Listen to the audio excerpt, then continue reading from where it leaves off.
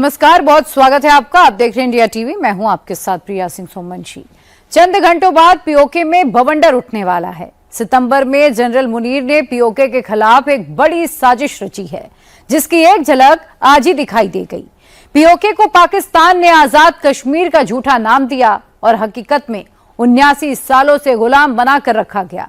लेकिन अब जनरल मुनीर जो करने जा रहा है, उससे ना सिर्फ पीओके में बल्कि पूरे पाकिस्तान में आग लग जाएगी।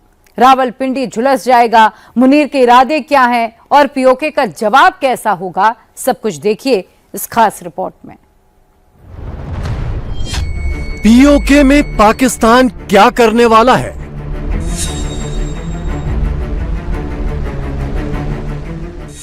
बहुत सारी फोर्सेस जो है वो बड़ी तादाद में कल रात को वहां पे जो है पैदल फोर्स को आगे बढ़ाने की कोशिश की गई। इस सितंबर पीओके में बवंडर। बर्दाश्त की खाद खत्म हो चुकी है। हमें मजबूर ना करें कि हम यहाँ पर वो आपका वो हाल करें जो वाना वजीरिस्तान और बलोचिस्तान में हुआ। पीओके बोला, हम मुनीर के बाप। I am one thing we are very clear कि अगर पाकिस्तान का सबसे लाडला जो बच्चा है ना, वो कश्मीर है। सबसे लाडला हमारा बच्चा पाकिस्तान का। जो कहते हैं कश्मीरियों को हमने बोल दिया, लाडला बच्चा है, बच्चा नहीं है बाप है, बच्चा नहीं है बाप है। सरदार अमान खान ने एक बात की है कि रिश्ते में तो हम तुम्हारे बाप लगते हैं, नाम है अमान खान।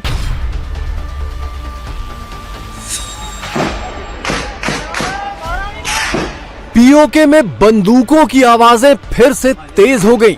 पीओके में गोली और बम के धमाके फिर से गूंजने लगे। पीओके में इंसान फिर से सड़कों पर गिरने लगे। पीओके में फिर से लाशों के ढेर लगने लगे। पीओके में फिर से आग लगने लगी। जहां से जो सुनौती में बैठे हुए एक एक दो नंबर नौसरबाज चोर अवाम दुश्मन के कानों में टकरानी चाहिए कि जब तक हम जिंदा हैं, जब तक जिंदा हैं, जब तक जिंदा हैं। पीओके में धरना प्रदर्शन होते हुए तो 3 महीने बीत गए। फिर अचानक ये गहमा गहमी क्यों शुरू हो गई? खुलासा हुआ है कि जनरल मुनीर पीओके की स्थिति में बदलाव करने की फिराक में है। अभी तक पाकिस्तान में सिर्फ 4 राज्य हैं। पीओके को पाकिस्तान खुद संवैधानिक तौर पर अपना हिस्सा नहीं मानता, लेकिन अब खबर है कि मुनीर 28वां संविधान संशोधन लाकर पीओके के 2 टुकड़े करेगा और इसे पाकिस्तान से जोड़ने की कोशिश करेगा। जनरल मुनीर पाकिस्तान पर अपनी बादशाहत कायम करने के लिए पूरे मुल्क को 20 टुकड़ों में तोड़कर छोटे छोटे सूबों में बांटने की फिराक में है। इन्हीं 20 सूबों में वो पीओके को भी शामिल करना चाहता है। इसी साजिश के तहत पीओके की ओर बड़ी तादाद में फौजें आनी शुरू हो गई हैं। पिछले 2-3 दिनों से हमें जो है ये जो रावलाकोट के कीर्तनवा बिलखुसूस डिस्ट्रिक्ट पूंछ तहसील रावलाकोट है, जहां पे धरने जारी है, बहुत सारी फोर्सेस जो है वो बड़ी तादाद में कल रात को वहां पे जो है पैदल फोर्स को आगे बढ़ाने की कोशिश की गई। मैं सलाम पेश करूंगा उन तमाम सजनोती के उन गजूर बाज़मीर उस तमाम को जिन्होंने पिछले 2 दिनों से बिलखुसूस हजारों की तादाद में उन जालिम जाबर काबिज फोर्सेस को अपने नारों से, अपनी उस जुर्रत से उनका मुंह पे आगे मुजामत कर रहे हैं, मुकाबला कर रहे हैं। जहां पे पता लगता है कि इस रास्ते से वो काबिज फौजें आ रही हैं, फोर्सेस आ रही हैं, तो वहां की आवाम, सदों की आवाम मसाजिद में ऐलान करते हुए सारे इकट्ठे होकर वहां आगे खड़े हो जाते, सीना तान के खड़े हो जाते। आप दाल बन गए, आप उस जो जुल्म और जबर को, उस जारियत को रोकने के लिए पहला पत्थर फेंक रहे। इंशाअल्लाह वो रबला को दाखिल नहीं हो सकेंगे। पाकिस्तान पीओके को 79 सालों से आजाद कश्मीर का नाम देकर दुनिया की आंखों में धूल झोंक रहा है, लेकिन जब पैर उखड़ने लगे तो वो असलियत दिखाने लगा और पीओके को जबरन अपना हिस्सा बनाने की साजिश करने लगा। जबकि इस्लामाबाद कोर्ट में शहबाज सरकार हलफनामा दे चुकी है कि पीओके तो विदेशी धरती है। मुनीर के इरादों की भनक पीओके में भी लग चुकी है। पिछले 3 महीने से पीओके चीख चीख कर कह रहा है कि हम पाकिस्तान के गले की नस नहीं है। मुनीर की नई चालबाजियों की खबर मिलते ही पीओके में आवाजें उठने लगी हैं कि यहां भी फौज का हाल बलोचिस्तान जैसा होगा।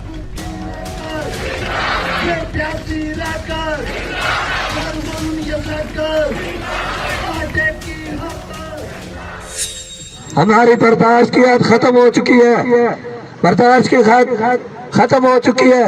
और वाज़ह कहते हैं कि हमें मजबूर न करें, हमें मजबूर न करें कि हम हथियार उठाएं, हमें मजबूर न करें कि हम बंदूकें उठाएं, हमें मजबूर न करें कि हमें यहाँ पर पहाड़ों पर चढ़ के लड़ना पड़े। अगर हमारा पुरअमन मुतालबात नहीं मानेंगे तो हम पहाड़ों में चढ़ गए ना तो इन पहाड़ों से फिर हमसे कोई भी नहीं जीत सकता।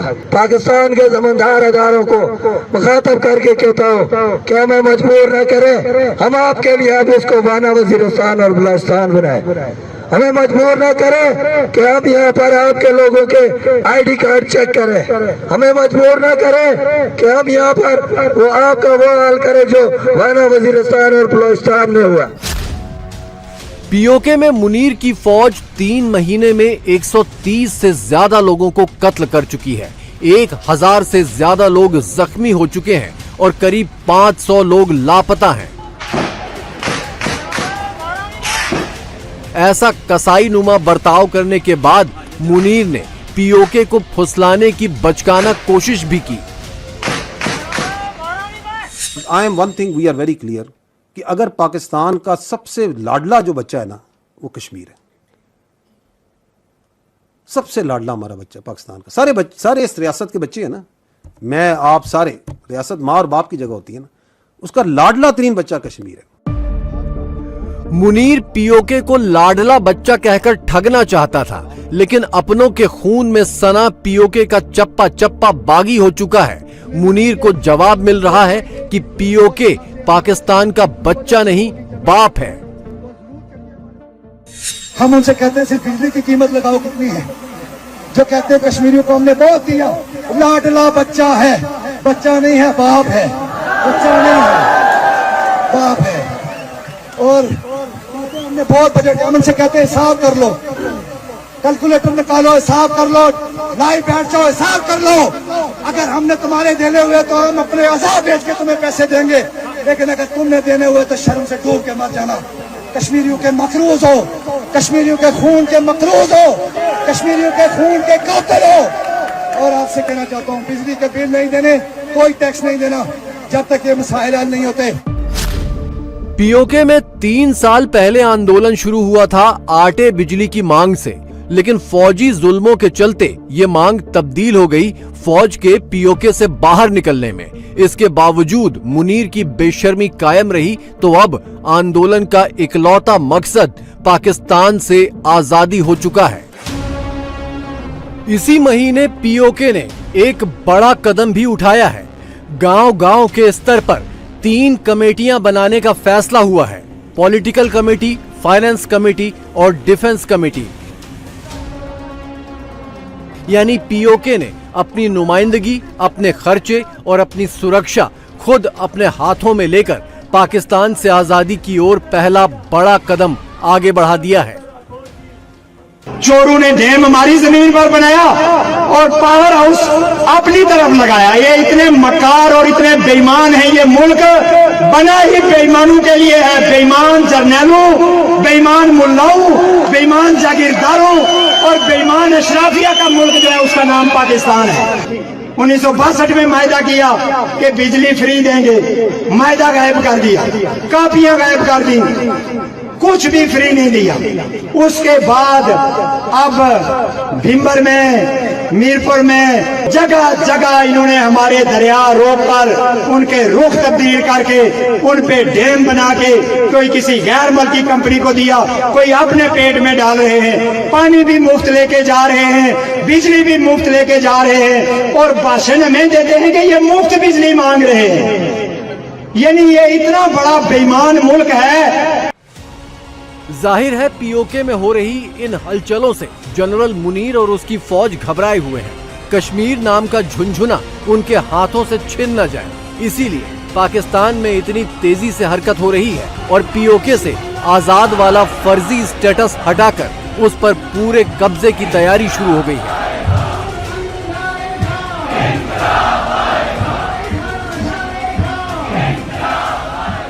सबसे ज्यादा हमारे साथ जो खेल खेला जाता है वो मजहब के नाम पे खेला जाता है। यहाँ पे लाके पाकिस्तान को ऐसे पेश करते हैं कि जैसे इसका अगर हमने न किया तो खुदा में जन्नत में दाखिल नहीं होने देगा। मौलवी हजरात देखो बैठे होते हैं मुल्क पाकिस्तान का इस्तेकाम, और मौलवी साहब कभी तहकीक तो कर लो, हम पाकिस्तानी है ही नहीं। आप हमें पाकिस्तानी बनाने पे तुले हुए और मिंबर रसूल पे बैठ के झूठ बोल रहे हैं। तारीख ये कहा है कि मैं चैलेंज करता हूँ, साबित करें कि हम पाकिस्तानी थे। मजहब के नाम पे लोगों से झूठ बोलना बंद करो, मजहब के नाम पे हमारी क़यादतों को, हमारे लोगों को ब्लेम करना बंद करो। ये नहीं चल सकता अब ड्रामा। तुमने मजहब का चूरन बहुत बेच लिया। पाकिस्तान के बलोचिस्तान खैबर पख्तूनख्वा में हाल ये है कि वहां फौजें कदम रखने से डरती हैं। अब पीओके में भी वही हाल होने जा रहा है। पाकिस्तान भले ही कागजों में बदलाव करके पीओके को अपना कह दे, लेकिन बलोचिस्तान की तरह अब पीओके में भी पाकिस्तानियों के आईडी कार्ड चेक होने का वक्त आ गया है। कुर्बानियों का रास्ता, शहादतों का रास्ता। 2 महीने से ज्यादा हो चुके हैं अब के पीओजे के बंद पड़ा है, बैंक बंद हैं, स्कूल बंद हैं, कॉलेज बंद हैं, सड़कें बंद हैं, कई शहरों में कर्फ्यू की सूरत हाल है। तो इसको पॉलिटिकल स्लोगन में तब्दील किया जाए, यानी आज़ादी में तब्दील किया जाए। क्या पाकिस्तानी कब्जे वाले जम्मू कश्मीर के लोग हिंदुस्तान में शामिल होना चाहते हैं? नई दिल्ली के पीएम हाउस में आज स्पेशल गेस्ट आए। 5 साल से लेकर 15 साल की बच्चियों ने प्रधानमंत्री की कलाई पर राखी बांधी। नरेंद्र मोदी बच्चों के साथ हाई फाइव करते दिखे। आज जेन अल्फा के बच्चों में नरेंद्र मोदी का क्रेज दिखा। लखनऊ के सीएम हाउस में योगी आदित्यनाथ ने राखी बंधवाई तो प्रदेश भर की लड़कियों को रक्षा की गारंटी दे दी। सैफई जाकर राखी अखिलेश यादव ने भी बंधवाई। अखिलेश ने भी लिफाफा बांटा। आज रक्षाबंधन के दिन हैप्पी रक्षाबंधन का मैसेज राहुल गांधी का भी आया, लेकिन राहुल की कलाई पर प्रियंका की राखी कोई नहीं देख पाया।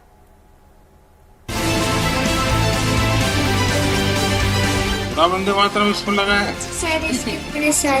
शाबाश, बहुत बड़ा काम किया। कौन सा करते हैं? ये करना है, ऐसे करना है।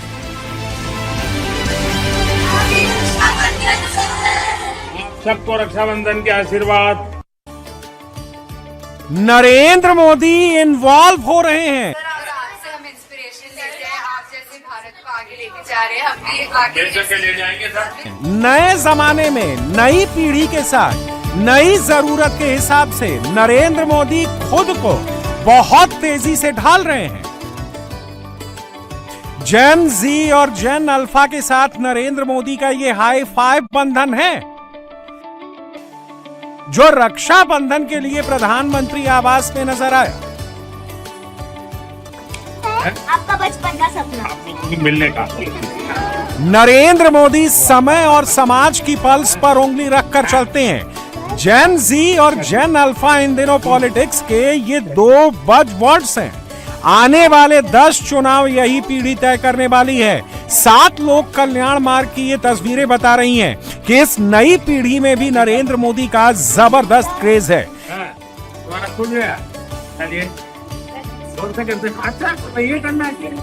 जेन जी हो या जेन अल्फा, हर पीढ़ी के साथ मोदी की बॉन्डिंग अद्भुत है।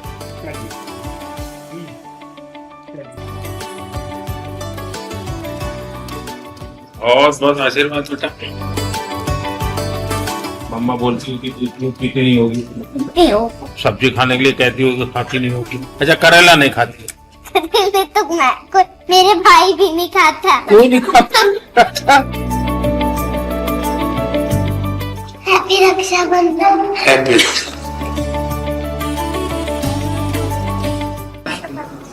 और तो ऐसे हुआ महाकाल का दर्शन कब ले जाओगे?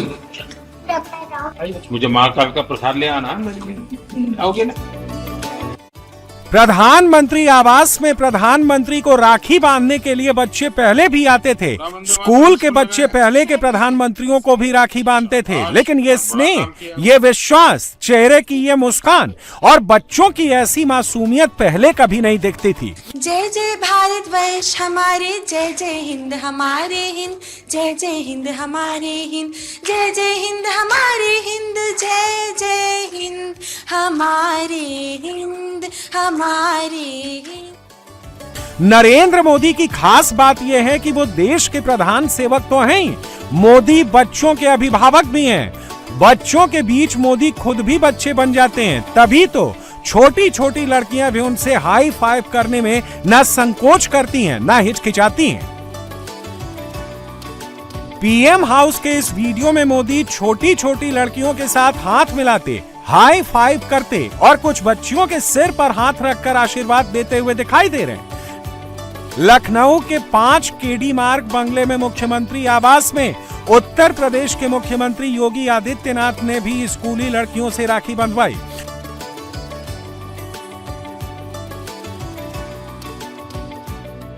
आपने जो राखी मुझे बांधी, इसमें बहुत सारी बेटियां इसे अपने हाथ से बना के लेके आई, लेकिन बहुत सारे लोगों ने शहर से खरीदा होगा। जिन्होंने अपने हाथ से बनाई उनको भी रॉ मटेरियल मार्केट से लेना पड़ा होगा। रॉ मटेरियल भी किसी कारीगर ने, किसी हस्तशिल्पी ने तैयार किया होगा। जो राखी आप बाजार से खरीद के लेके आई, वह भी बाजार में किसी हस्तशिल्पी ने, किसी कारीगर ने उन्हें तैयार किया होगा। यानी ये कैसे चक्र एक दूसरे के साथ जुड़ा हुआ है। आपने उसको खरीदा, पैसा दुकानदार के माध्यम से उस कारीगर तक पहुंच गया। आप सोचो, आज प्रदेश में 15 करोड़ राखियां बंध रही हैं। समाज का स्वावलंबन भी इसके साथ जुड़ा हुआ है, क्योंकि हमारा पैसा हमारे ही कारीगरों को मिल रहा है। योगी ने इसे स्नेह बंधन का नाम दिया। राखी बंधवाकर योगी आदित्यनाथ ने बहनों, बेटियों को सुरक्षा और सम्मान का वचन दिया। फिर लड़कियों से बातचीत के दौरान मुख्यमंत्री योगी आदित्यनाथ ने एक ऐसी बात कही जो है तो पूरी तरह सच, लेकिन इस पर राजनीति होनी तय है। यही परिवर्तन है जो हम लोगों ने आज यहां पर देखा है। 2017 के पहले बेटियां इस रूप में, इसने इतने सुरक्षित और उन्मुक्त वातावरण में मुख्यमंत्री के साथ पहले बात नहीं कर सकती थी, मिल नहीं सकती थी, वहां तक पहुंच नहीं सकती थी। आज देखिए, इतनी सारी बेटियां एक साथ यहां पर आई हैं। न सुरक्षा का भय है और न ही किसी प्रकार के कोई प्रोटोकॉल का कोई भय। सब आ रही हैं, अपना प्रश्न कर रही हैं, अपने स्कूल जा रही हैं। इससे पहले 2017 के पहले एक संकट था। बेटी स्कूल नहीं जा पाती थी। अभिभावक या तो बेटी को स्कूल भेजना बंद कर दिए थे या घर के बाहर, सुदूर प्रदेश के बाहर किसी हॉस्टल में रखते थे। परिणाम क्या होता था? जब बेटी को अपने अभिभावक का सबसे अधिक संरक्षण मिलना चाहिए, उस समय वह हॉस्टल में या दूर रहने के लिए मजबूर होती थी। Law and order Yogi Adityanath की सरकार की यूएसपी है। सख्त प्रशासन और कठोर लॉ एंड ऑर्डर की वजह से ही योगी को यूपी की महिलाओं के वोट मिलते हैं। 2022 के यूपी चुनाव में महिला वोटर्स के बीच बीजेपी को सपा गठबंधन पर 13% वोटों की भारी बढ़त थी। बीजेपी गठबंधन को यूपी की 46% महिला वोटर्स ने सपोर्ट किया था, जबकि सपा गठबंधन को केवल 33% महिलाओं के वोट मिले थे। 18 साल से 25 साल की महिलाओं के बीच बीजेपी गठबंधन को सपा गठबंधन पर 15% वोट की बढ़त हासिल हुई थी, जबकि 56 साल और उससे अधिक उम्र की महिला वोटर्स के बीच बीजेपी गठबंधन को 18% वोट की लीड मिली थी। महिला वोट 2027 के चुनाव के लिहाज से भी अहम है। योगी हर कीमत पर इसे बनाकर रखते हैं। इसीलिए योगी जब रक्षाबंधन को बहनों बेटियों की रक्षा और सुरक्षा से जोड़ देते हैं तो बहुत नेचुरल लगता है। अखिलेश यादव ने भी राखी बंधवाई। इटावा के सैफई में समाजवादी पार्टी के ऑफिस में अखिलेश ने महिलाओं से राखी बंधवाई और हर महिला को एक लिफाफा देते नजर आए। यूपी में अभी चुनाव नहीं चल रहे और राखी के मौके पर बहनों को नेक देने का रिवाज है, इसलिए अखिलेश का लिफाफा आज कोई मुद्दा नहीं है, मुद्दा है लॉ एंड ऑर्डर का। समाजवादी पार्टी के चीफ को भी लगता है कि महिलाओं की सुरक्षा का मुद्दा चुनाव में उनकी पार्टी को नुकसान पहुंचाता है, इसलिए अखिलेश भी यूपी की बहनों बेटियों को सुरक्षा का वचन दे रहे हैं। अखिलेश यादव ने आज संकल्प किया कि अगर 2027 में उनकी सरकार आई तो महिलाओं में असुरक्षा की जो भावना है उसको खत्म किया जाएगा। ऐसे त्योहार के दिन जब संकल्प ले रहे हैं, संकल्प ये भी लेते हैं कि आने वाले समय में जो बेटियों महिलाओं के बीच में असुरक्षा की भावना है वो खत्म की जाए, उनका सम्मान कैसे बढ़े, उनके स्वास्थ्य से लेकर के शिक्षा में कैसे सम्मान दिया जाए, और जब गैर बराबरी की बात हो तो इन्हें बराबर कैसे हक और सम्मान मिले। और जब पीडीए में आधी आबादी है, तो आज रक्षाबंधन के त्योहार के दिन मैं संकल्प लेता हूं कि उनकी सुरक्षा, उनकी रक्षा, उनके सम्मान, उनकी शिक्षा और उनके स्वास्थ्य के लिए आने वाले समय में समाजवादी सरकार में पूरे सम्मान के साथ उनके लिए निर्णय लिए जाएंगे। जो मेरी बहन है इसका मैं दिल से धन्यवाद करता हूं। राहुल गांधी ने राखी के मौके पर प्रियंका गांधी के साथ एक खूबसूरत वीडियो शेयर किया।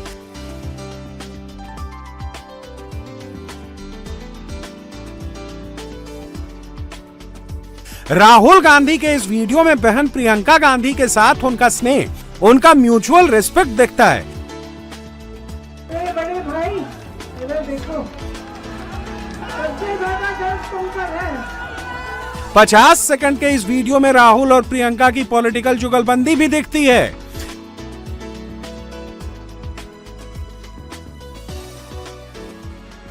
राखी के मौके पर सुबह सुबह राहुल गांधी ने प्रियंका के साथ अपनी एक तस्वीर शेयर करते हुए रक्षाबंधन की बधाई भी दी, लेकिन ना तो इस बधाई संदेश में, ना ही प्रियंका गांधी वाड्रा के साथ उनके वीडियो में कहीं पर भी राहुल की कलाई पर प्रियंका की बांधी हुई राखी नहीं दिखती।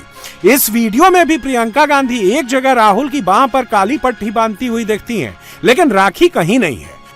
बस यहीं से बातें शुरू हो गई। शंकराचार्य स्वामी अविमुक्तेश्वरानंद एक दिन पहले से राहुल गांधी के हिंदू होने पर सवाल उठा रहे हैं। ये वही अविमुक्तेश्वरानंद हैं जिनको प्रयागराज माघ मेला विवाद के बाद कांग्रेस और उसके इकोसिस्टम ने बहुत बढ़ाया चढ़ाया था। अब वही अविमुक्तेश्वरानंद राहुल गांधी से पूछ रहे हैं कि अगर राहुल हिंदू हैं तो फिर रक्षाबंधन क्यों नहीं मनाते? अगर वो हिंदू हैं तो बहन प्रियंका से रक्षा सूत्र क्यों नहीं बंधवाते? अगर राहुल हिंदू हैं तो प्रियंका गांधी से रक्षा सूत्र बंधवा कर दिखाएं। हमारा धर्म ग्रंथ हमारा आदरणीय है, श्रद्धा का केंद्र है और उसमें लिखी बातें हम समझते हैं। जो हमारे धर्म का ही नहीं है वो हमारे धर्म की बात क्या जाने? बोलो। जो राहुल गांधी कितने दिन से मांग कर रहे हैं, भाजपाई बार बार मांग करते हैं, रक्षाबंधन का त्योहार आता है, कभी तो अपनी बहन से कलाई में राखी बंधवाते, उसकी रक्षा का वचन देके दिखाई दो। आज तक दिखाई दिया? ये क्या जाने की क्या रक्षा होती है? स्वतंत्र कर दो, स्वतंत्र कर दो। कैसे स्वतंत्र कर दें? अभी अभी बच्चा पैदा हुई, कोई पिता कैसे उसको स्वतंत्र कर सकता है? आप बताओ। और कोई युवती भी है, उससे विवाह हुआ तो उसका पति उसको उसके हाल पे छोड़ देगा कि तुम अपनी रक्षा खुद करो? बताइए, ये कहाँ की बात है? अगर उसके ऊपर कोई विपत्ति आएगी तो उसका पति खड़ा हुआ देखेगा कि तुम अपनी रक्षा स्वयं करो, तुम स्वतंत्र हो, मैं स्वतंत्र, तुम स्वतंत्र। ये कोई बात हुई? कहते हैं आकाश में उड़ो। अरे आकाश में तब उड़ेगी जब उसकी रक्षा होगी। सबसे पहला तो प्रश्न है रक्षा का। राहुल ने पुणे में छात्रों की गूंज कार्यक्रम किया तो वहां उन्होंने मनुस्मृति पर सवाल उठाए थे। राहुल ने मनुस्मृति की ब्रांडिंग पैट्रियार्की यानी पितृ सत्ता वाले किताब के रूप से कर दी थी। तभी से राहुल सनातन गुरुओं के निशाने पर हैं। रक्षाबंधन के त्योहार के दिन राहुल निशाने पर आ गए। हिंदू पर्व त्योहारों के मौके पर राहुल और गांधी परिवार के साथ कुछ न कुछ हो ही जाता है। इसका उपाय उनको ही निकालना होगा। रक्षाबंधन के दिन नरेंद्र मोदी कैसे अगला स्टेप सोच लेते हैं और छोटे छोटे बच्चों से मिलकर लाखों जेन जी और जेन अल्फा के दिलों तक रास्ता बना लेते हैं, ये राहुल को अभी सीखना होगा। पश्चिम बंगाल के मुख्यमंत्री शुभेंदु अधिकारी ने अपने चुनाव क्षेत्र भवानीपुर की अंबेडकर कॉलोनी में रक्षाबंधन समारोह का उद्घाटन किया। इस मौके पर शुभेंदु ढोल बजाते हुए निकले। शुभेंदु ने यहाँ एक मोबाइल राखी झांकी का भी उद्घाटन किया। इस बार रक्षाबंधन पूरा पश्चिम बंगाल में सरकारी ओर से भी पालित हो रहा है 4000 स्थान। मैं शुरुआत किया यहाँ अम्बेडकर कॉलोनी, ये कलकत्ता कॉर्पोरेशन के अंदर आती है और मेरा क्षेत्र भी है। पश्चिम बंगाल में ममता की सरकार जाने और शुभेंदु की सरकार आने के बाद ये पहली राखी है। बंगाल की बीजेपी सरकार ने इस बार बड़े पैमाने पर रक्षाबंधन का त्योहार मनाने का इंतजाम किया। पूरे बंगाल में 4000 जगहों पर कार्यक्रम आयोजित किए गए और शुभेंदु सरकार ने बंगाली महिलाओं को 25 लाख राखियां मुफ्त बंटवाई। शुभेंदु सरकार ने रक्षाबंधन को बंगाल में प्रमोट किया तो टीएमसी के जनरल सेक्रेटरी अभिषेक बनर्जी भी पहली बार सार्वजनिक रूप से राखी बंधवाते दिखे। केंद्रीय गृह मंत्री अमित शाह ने गुजरात के अपने संसदीय क्षेत्र गांधीनगर की उन लड़कियों के साथ रक्षाबंधन मनाया जो टाइप 1 डायबिटीज से पीड़ित हैं। अमित शाह यहां टाइप 1 डायबिटीज से पीड़ित बच्चों और उनके परिजनों के साथ बैठे। केंद्र सरकार ने टाइप 1 डायबिटीज से पीड़ित बच्चों को जीवन भर मुफ्त इंसुलिन उपलब्ध कराने का फैसला किया है। गृह मंत्री ने गांधीनगर जाकर इन बच्चों से राखी बंधवाई तो केंद्र की योजना अपने आप सुर्खियों में आ गई। उत्तराखंड के मुख्यमंत्री पुष्कर सिंह ने ऊधम सिंह नगर के खटीमा में राखी बंधवाई। खटीमा में स्वयं सहायता समूह की महिलाओं ने धामी की कलाई पर राखी बांधी। खटीमा धामी का चुनाव क्षेत्र है। 6 महीने बाद उत्तराखंड में फिर से चुनाव होंगे तो धामी अभी से तैयारी कर रहे हैं। 12 साल के मोदी राज का असर है कि नेताओं को अब हिंदू पर्व त्योहार मनाने और सार्वजनिक रूप से उसका वीडियो दिखाने से कोई परहेज नहीं होता। राखी का ये त्योहार लालू यादव के पूरे परिवार को एक जगह ले आया। लालू की बेटियों ने अपने दोनों भाइयों तेजस्वी और तेज प्रताप यादव को एक साथ बिठाकर राखी बांधी। अपनी अपनी सियासत को ध्यान में रखकर तेजस्वी और तेज प्रताप ने कोई बयान नहीं दिया, लेकिन पर्व के इस मौके पर योगी आदित्यनाथ जैसे नेताओं ने बड़ा सामाजिक संदेश दिया। रक्षाबंधन के अवसर पर संस्कृति विद्यालय की इस बेटी ने प्रश्न किया है तो मैं उनसे यही कहूंगा कि स्मार्टफोन का उपयोग हम लोग बहुत कम करते हैं। मुझे लगता है कि मुझ जैसा व्यक्ति तो आधा घंटा मुश्किल से, वह भी राज्य से जुड़े हुए किसी महत्वपूर्ण प्रसंग को लेकर के कोई महत्वपूर्ण मुद्दा हो तो उसके लिए हम उसका उपयोग करते हैं, अन्यथा नहीं करते, एकदम नहीं करते, क्योंकि मुझे मालूम है कि वो मेरे समय को ज्यादा समय मेरा खराब करेगा और मुझे फिर अन्य मुद्दों पर, प्रदेश के विभिन्न जो मुद्दे होते हैं जिनको लेकर के हमें निरंतर कार्य करना होता है, इन मुद्दों से मेरे उस समय को वह खराब करेगा, इसलिए उससे हम लोग दूरी बना के रखते हैं। राखी बंधवाने के लिए योगी आदित्यनाथ बच्चों के बीच थे तो उन्होंने मौके का पूरा लाभ उठाया। योगी ने स्कूली लड़कियों को बताया कि स्मार्टफोन से कितनी दूर रहना और सोशल मीडिया के फेर में क्यों नहीं फंसना है। 12 साल के मोदी राज का असर है कि नेताओं को अब हिंदू पर्व त्योहार मनाने और सार्वजनिक रूप से उसका वीडियो दिखाने से कोई परहेज नहीं होता। राखी का ये त्योहार लालू यादव के पूरे परिवार को एक जगह ले आया। लालू की बेटियों ने अपने दोनों भाइयों तेजस्वी और तेज प्रताप यादव को एक साथ बिठाकर राखी बांधी। खटीमा में स्वयं सहायता समूह की महिलाओं ने धामी की कलाई पर राखी बांधी। खटीमा धामी का चुनाव क्षेत्र है। 6 महीने बाद उत्तराखंड में फिर से चुनाव होंगे तो धामी अभी से तैयारी कर रहे हैं। आपकी सोचने समझने की सामर्थ्य को वह कुंद करेगा, कमजोर करेगा। दूसरा, बहुत ज्यादा स्मार्टफोन देखने का दुष्परिणाम क्या है? हमारी आई साइट को वह प्रभावित करेगा, आंख की रोशनी को कमजोर करेगा। यानी आंख की रोशनी भी कमजोर होगी, मस्तिष्क की सोचने की सामर्थ्य भी उससे कमजोर हो सकती है। दूसरा, सोशल मीडिया प्लेटफॉर्म पर अच्छे बुरे दोनों प्रकार के कंटेंट होंगे।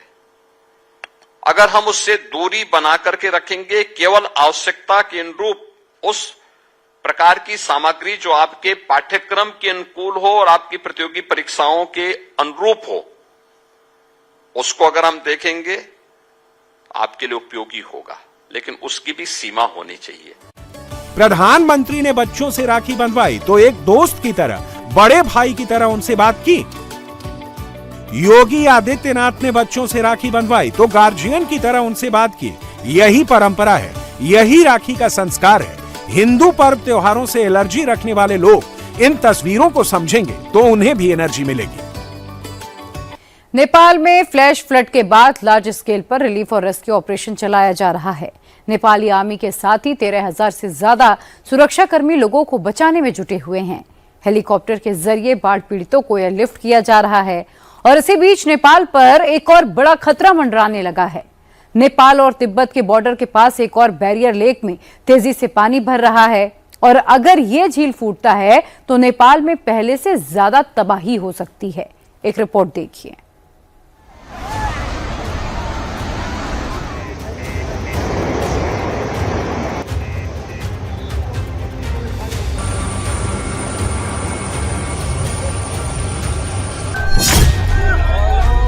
नेपाल में कभी भी दूसरा जल विस्फोट हो सकता है।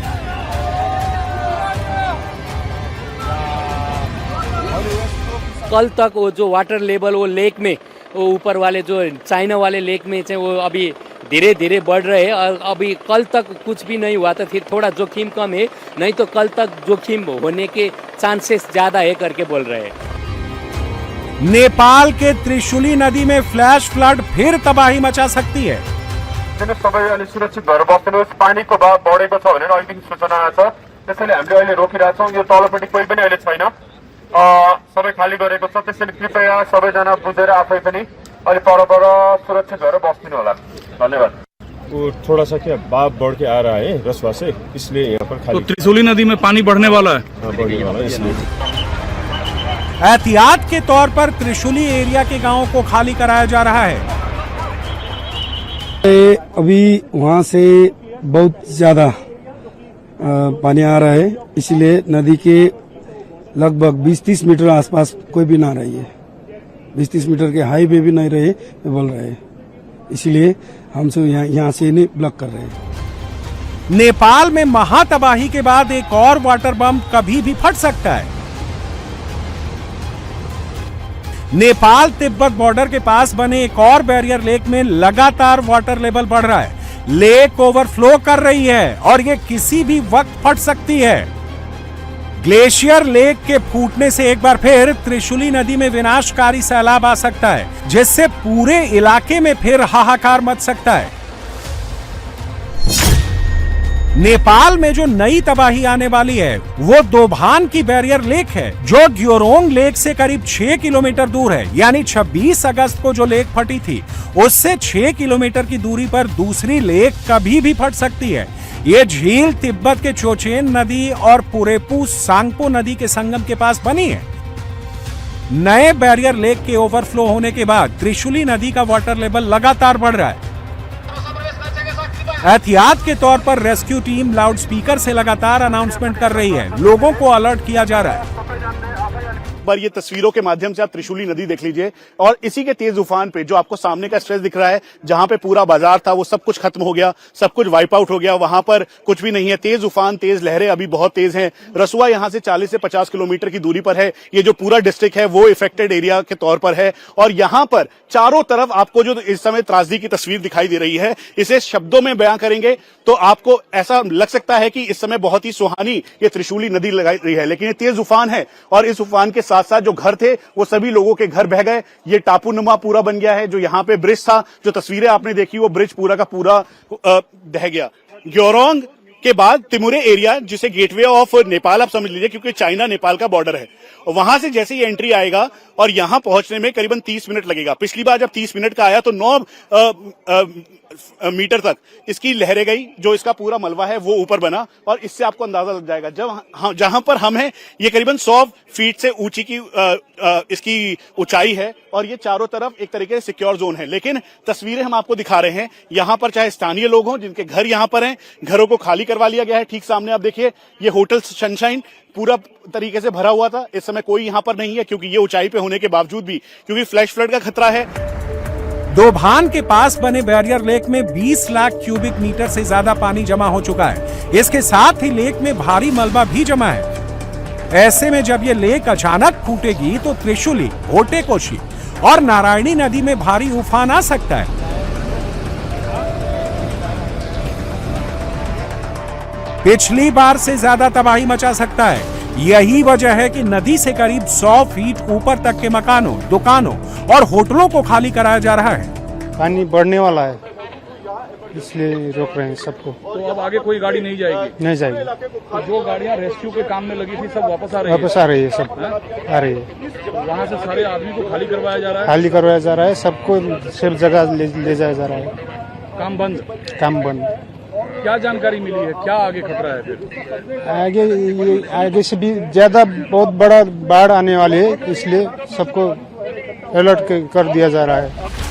झील के फटने के खतरे को देखते हुए चीन ने तिब्बत में चल रहे अपने रेस्क्यू ऑपरेशन को अस्थायी रूप से रोक दिया। नेपाल के रसुआ जिले में हाई अलर्ट जारी कर दिया गया है। हालांकि रेस्क्यू टीम के साथ नेपाली आर्मी नदियों के वाटर लेवल पर लगातार निगरानी रख रही है। डिजास्टर रिलीफ मैनेजमेंट के लोगों ने भी चाइना बॉर्डर पर बने बैरियर लेक के खतरे को गंभीर बताया है। जो यहाँ पे नौखोट एरिया की हाईली अफेक्टेड एरिया है, बिल्कुल बुटकोशी से लगा हुआ एरिया है, वहाँ के मेंबर ऑफ पार्लियामेंट हमारे साथ हैं। सर, क्या नाम है आपका? मेरा अच्युतम लामी छाने। अब ये बता दीजिए कि अभी की स्थिति क्या है, क्या वाटर लेवल इंक्रीज हुआ है, क्या रेकी की गई, रिसर्च किया गया, पूरा एनालाइज किया गया इस पूरे वाटर ट्रैक को? अभी वो वाटर ट्रैक को हमारा वो आर्मी लोग गा के वहाँ से सब ट्रैक किया है, लेकिन उतना अभी जल्दी से उतना दूसरा इफेक्टेड अभी वो नहीं है। लेकिन कल तक वो जो वाटर लेवल वो लेक में, वो ऊपर वाले जो चाइना वाले लेक में वो अभी धीरे धीरे बढ़ रहे हैं और अभी कल तक कुछ भी नहीं हुआ तो फिर थोड़ा जोखिम कम है, नहीं तो कल तक जोखिम होने के चांसेस ज्यादा है करके बोल रहे हैं। नेपाल में आए विनाशकारी सैलाब के चलते कुल 35 कंक्रीट पुल और 45 सस्पेंशन पुल पूरी तरह तबाह हो चुके हैं, जबकि बाढ़ से करीब 40 किलोमीटर लंबी सड़कें पूरी तरह से डैमेज हो चुकी हैं, जिससे कई इलाकों का संपर्क कट गया। सबसे ज्यादा तबाही चीन बॉर्डर पर मौजूद रसुआ और त्रिशूली एरिया में हुई। त्रिशूली से रसुआ का जाने वाली सड़क पूरी तरह से तबाह हो गई। ये चीन को जोड़ने वाला अहम रास्ता था, जहां पहले ब्रिज और सड़कें हुआ करती थी। फ्लैश फ्लड के बाद अब यहां सड़कों के नामो निशान तक नहीं है। इसी रास्ते को रिस्टोर करना प्रशासन के सामने सबसे बड़ी चुनौती है, लेकिन रसुआ से त्रिशूली नदी का वाटर फ्लो बढ़ने से मुश्किलें बढ़ गई। जेसीबी मशीन जहाँ चल रही है, ये रास्ता आगे को कहता है रसुआ को जाता है? जी, रसुआ केरुंग, ये टोटली क्लोज है। ये रास्ता रसुआ जाना चाहे कैसे? जी नहीं हो, अभी रास्ता नहीं है। हेली से जैसे हेली से जाएगा और पैदल जाने के लिए वो रास्ता नहीं है। गाड़ी भी अब नहीं। उधर ऊपर से जाएगा तो है, गाड़ी के लिए रास्ता नहीं है। टनल जो था रसुआ का वो भी वो सब कुछ गए, कुछ भी बाकी नहीं है इधर का। यहाँ की सबसे बड़ी चैलेंजेस क्या है अभी? इधर के सबसे बड़ी चैलेंजेस तो अभी रास्ता बनाना, रास्ता वो सबसे बड़ा वो रास्ता ही है, क्योंकि ऊपर जो चाइना बॉर्डर के लिए जाने के लिए रास्ता है ना, वो नहीं है। मेन रास्ता ही है और दूसरा रास्ता नहीं है। वो पैदल के लिए है, वो गाड़ी के जाने के लिए नहीं है। दिल दहला देने वाला ये खौफनाक मंजर नेपाल तिब्बत बॉर्डर इलाके का है। 2 दिन पहले जब यहां अचानक विनाशकारी सैलाब आया तो देखते ही देखते सब कुछ अपनी चपेट में ले लिया। भोटेकोशी रिवर में अचानक ऐसा सैलाब आया कि लोगों को सोचने तक का वक्त नहीं मिला।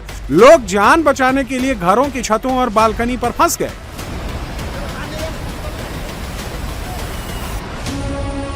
दूसरी तस्वीर भी बेहद डरावनी है। ये video Trishuli hydro power project का है। नेपाली आर्मी टनल के अंदर फंसे मजदूरों को सुरक्षित निकाल रही है। टनल के आसपास बाढ़ के साथ आया भारी मलबा जमा है। कई फीट तक कीचड़ जमा हो गया है। नेपाली सेना के जवान रेंगते हुए पीड़ित लोगों तक पहुंच रहे हैं। कड़ी मशक्कत के साथ लोगों का रेस्क्यू कर रहे हैं। विनाशकारी बाढ़ के बीच अपर त्रिशूली हाइड्रो पावर प्रोजेक्ट का यह टनल सैकड़ों लोगों के लिए वरदान साबित हुआ। बाढ़ के दौरान हालात इतने भयावह हो गए थे कि खुले इलाके में रहना लोगों के लिए बेहद जोखिम भरा हो गया। तेज बहाव के साथ पानी, मलबा और बड़े बड़े पत्थर आने लगे। ऐसे में लोगों ने इस टनल में जाकर अपनी जान बचाई। नेपाली सेना ने इस टनल में फंसे करीब 350 लोगों को जिंदा बचाया, जिसमें कई भारतीय नागरिक भी शामिल थे।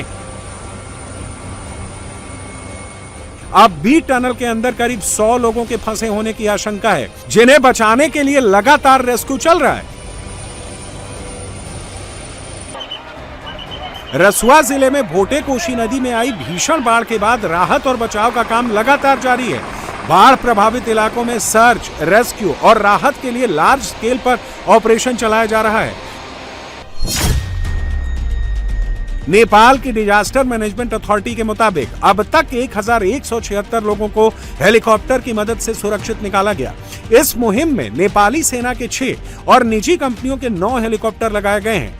कुल 15 हेलीकॉप्टर प्रभावित इलाकों में राहत और बचाव का काम कर रहे हैं।